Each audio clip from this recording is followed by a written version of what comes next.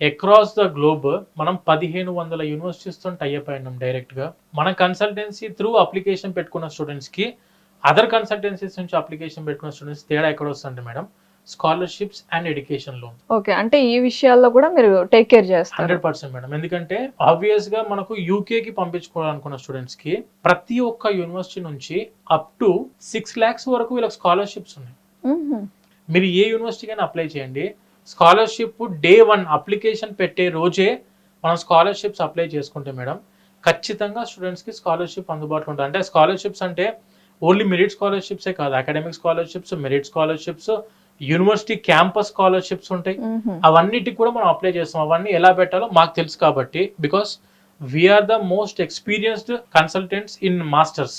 మీరు యుఎస్ కానివ్వండి, యూకే కానివ్వండి, Canada, Australia, Ireland, Germany, France, మీరు ఏ కంట్రీకైనా వెళ్దాం అనుకున్నా కూడాను ఖచ్చితంగా మేము ఫస్ట్ ఆలోచన చేసేది ఒక స్టూడెంట్ పాయింట్ ఆఫ్ వ్యూలో. మనకు వేరే దగ్గర నుంచి వెళ్ళినప్పుడు, వీసోస్ దగ్గర నుంచి వెళ్ళినప్పుడు డిఫరెన్స్ ఎందులో కనిపిస్తుంది అంటే ఫీజులో. ఒక యూనివర్సిటీ ఫీజు 10 lakhs ఉంది అనుకోండి మేడం, మన దగ్గర జాయిన్ అయిన స్టూడెంట్స్ కి 5 lakhs 6 lakhs కంప్లీట్ అవుతుంది. ఎలా అంటే ప్రతి ఒక్క స్కాలర్షిప్ కి మేము అప్లై చేసేస్తాం స్టూడెంట్ కి. ఓకే, ఆ స్కాలర్షిప్ బ్యాక్ రావడం వల్ల సగం ఫీజు తగ్గిపోతుంటుంది. ఇప్పుడు యూకే లో మనకు యూనివర్సిటీ ఫీజు ఎంత ఉంటుంది మేడం? మాక్సిమం 15 లక్షల్లో 2 years కోర్స్ కంప్లీట్ అయిపోయే యూనివర్సిటీస్ కూడా ఉన్నాయి. అది కూడా 100% ఎడ్యుకేషన్ లోన్ త్రూ చదువుకోవచ్చు. అది కూడా వితౌట్ ఎనీ ప్రాపర్టీ అష్యూరెన్స్ చదువుకోవచ్చు. కొలెట్రాల్ ఏది పెట్టాల్సిన అవసరం లేదు. మీరు ఒక్క రూపాయి జేబుల నుంచి ఖర్చు చేయాల్సిన అవసరం లేదు. ప్రతిదీ ఎడ్యుకేషన్ లోన్ త్రూ మీరు చదువుకునే అవకాశం అందిస్తున్న దేశం యూకే. అండ్ ఫీజు కూడా చాలా రీజనబుల్ బడ్జెట్ లో 15 లక్షల్లోనే 2 సంవత్సరాల మాస్టర్స్ ఇంక్లూడింగ్ ప్లేస్మెంట్ ఇయర్ తో పాటు కంప్లీట్ అయిపోయే యూనివర్సిటీస్ కూడా చాలా ఉన్నాయి. అండ్ స్కాలర్షిప్స్ కూడా అప్లై చేస్తాం. 6 లక్షల స్కాలర్షిప్ కూడా అందుకునే అవకాశం ఉంది స్టూడెంట్ కి. అండ్ దానితో పాటు ఇప్పుడు ఇన్ని ఆపర్చునిటీస్ మేమే సొంతంగా యూనివర్సిటీస్ కి అప్లై చేసుకోవచ్చు కదా.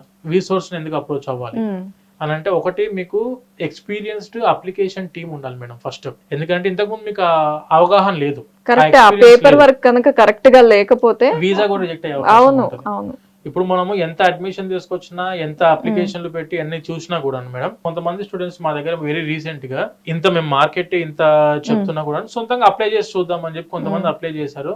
యూకే వీసా రిజెక్ట్ అయింది.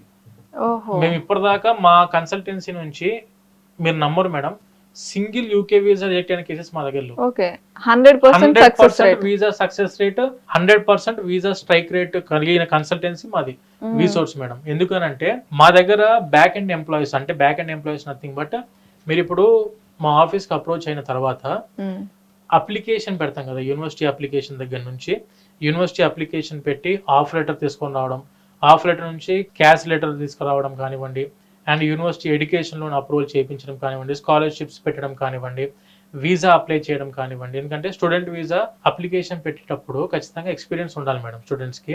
ఇవి అరౌండ్ ప్రతి ఒక్కరు ఒక 500 వీసాలు చూస్తుంటారు మా దగ్గర బ్యాక్ ఎండ్ ఎంప్లాయీస్. ప్రతి ఒక్కరు మినిమం 500 వీసాస్ చూసిన back end employees, almost of about 7 years పైన ఎక్స్పీరియన్స్డ్ బ్యాక్ ఎండ్ ఎంప్లాయీస్ మా దగ్గర అందుబాటులో ఉన్నారు. Application team layer by layer మీకు చెక్ పాయింట్స్ ఉంటాయి అన్నమాట, కరెక్ట్ గా ఉందా లేదా డాక్యుమెంటేషన్ అంతా ఇవన్నీ.